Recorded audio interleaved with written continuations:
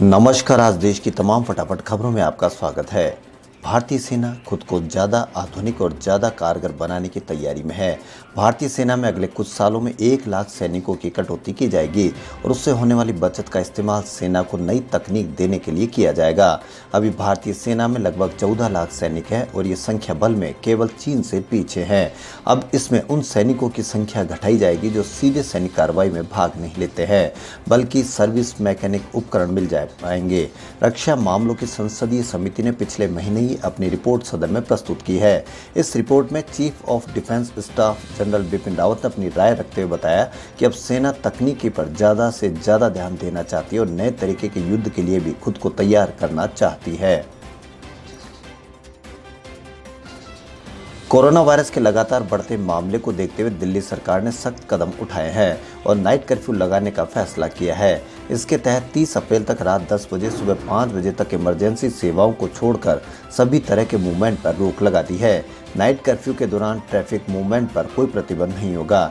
दिल्ली में अब 24 घंटे वैक्सीनेशन की जाएगी और वैक्सीन लेने वालों को नाइट कर्फ्यू में छूट होगी, लेकिन उन्हें ई पास लेना होगा। नाइट कर्फ्यू के दौरान राशन, किराना, फल, सब्जी, दूध, दवा के दुकानदारों को मूवमेंट की छूट होगी, लेकिन उन्हें भी ई पास लेना होगा। प्रिंट और इलेक्ट्रॉनिक मीडिया को भी ई पास के जरिए नाइट कर्फ्यू के दौरान आने जाने की इजाज़त होगी।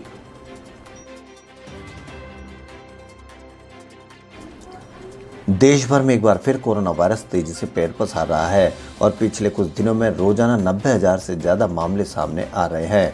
कोरोना के बढ़ते संक्रमण को देखते हुए माता वैष्णो देवी श्राइन बोर्ड ने सख्त कदम उठाने का फैसला किया है। कोरोना के प्रसार को देखते हुए माता वैष्णो देवी श्राइन बोर्ड ने माता वैष्णो देवी गुफा में प्रसाद चढ़ाने और पुजारियों द्वारा श्रद्धालुओं को तिलक लगाने की परंपरा पर रोक लगा दी है।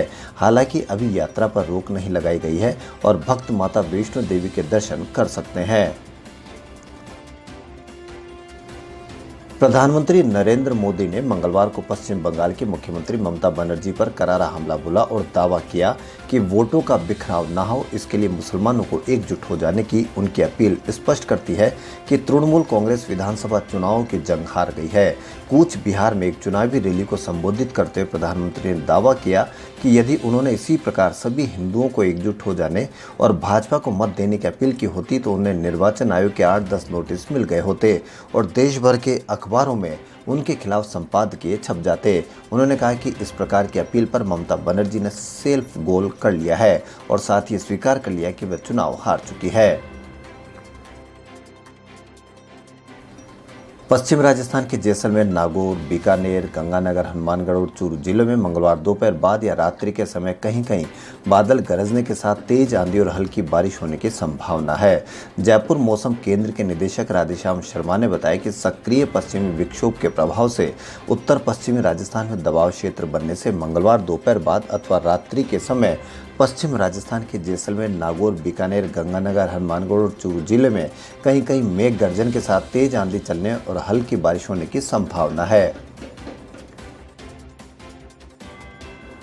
देश भर में तेजी से बढ़ रहे कोरोना वायरस के मामले को देखते हुए केंद्र सरकार ने 45 वर्ष या उससे अधिक के अपने सभी कर्मचारियों को वैक्सीन लगवाने की सलाह दी है कि कोरोना के प्रसार को रोकने में मदद मिल सके। साथ ही सरकार ने कहा है कि वैक्सीन लगवाने के बाद भी कोरोना से बचने के उपायों जैसे मास्क लगाना, हाथ धोना, 2 गज की दूरी बनाए रखना, इनका पालन करते रहना होगा। गौरतलब है कि देश में कोरोना के मामलों में हो रहे इजाफे के बीच सरकार का प्रयास टीकाकरण कार्यक्रम को गति देने का है। महाराष्ट्र के पूर्व गृह मंत्री अनिल देशमुख के खिलाफ बॉम्बे हाईकोर्ट के सीबीआई जांच के फैसले को लेकर उद्धव ठाकरे सरकार ने सुप्रीम कोर्ट का रुख किया है। महाराष्ट्र सरकार ने हाईकोर्ट के सीबीआई जांच के फैसले के खिलाफ याचिका दाखिल की है। इसमें सुप्रीम कोर्ट से हाईकोर्ट के फैसले पर रोक लगाने की मांग की गई है।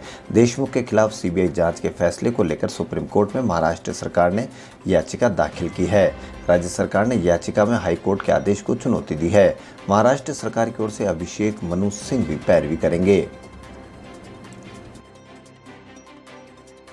ऐसे समय जब देश में कोरोना के नए मामलों में तेजी से इजाफा हो रहा है, असम के वरिष्ठ मंत्री और बीजेपी नेता हिमांता बिस्वा शर्मा का मास्क को लेकर अटपटा बयान चर्चा का विषय बना हुआ है।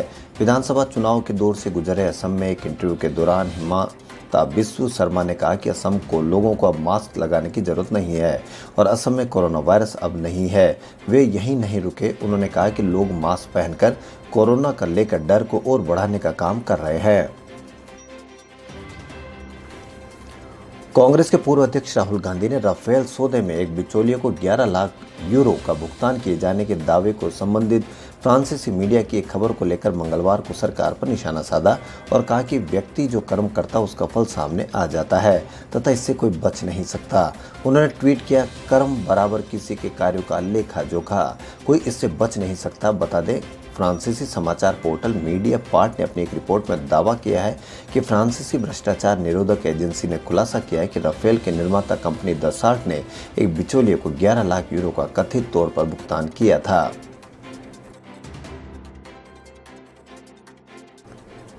देश में कोरोना का बढ़ता ग्राफ डरा रहा है। रोजाना आने वाले संक्रमितों के साथ मौतों का आंकड़ा भी तेजी से बढ़ रहा है। 4 अप्रैल को 1 लाख से ज्यादा नए केस आने के बाद सोमवार को करीब 97,000 लोगों में कोरोना की पुष्टि हुई है। इस दौरान 400 से ज्यादा लोगों की मौत भी हुई है। पिछले एक हफ्ते में औसतन मौतों की बात करें तो मार्च के पहले हफ्ते में यह आंकड़ा 97 का था। अप्रैल के पहले हफ्ते में आंकड़ा 490 तक पहुंच गया, यानी एक हफ्ते में होने वाले औसतन मौतों में 5 गुना से भी ज्यादा की बढ़ोतरी दर्ज की गई।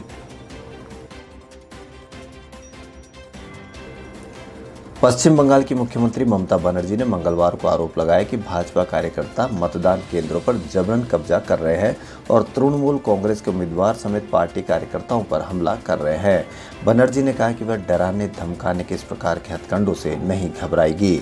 बनर्जी ने अलीपुरद्वार जिले में यहां एक जनसभा के दौरान आरोप लगाया कि भाजपा कार्यकर्ताओं ने आरामबाग से तृणमूल कांग्रेस प्रत्याशी सुजाता मंडल का पीछा किया और एक मतदान केंद्र के पास उनके सिर पर चोट पहुंचाई। उन्होंने कहा कि हमारी अनुसूचित जाति उम्मीदवार सुजाता जब मतदान केंद्र पहुंची तो उन्होंने कार्यकर्ताओं ने उन्हें गंभीर चोट पहुंचाई।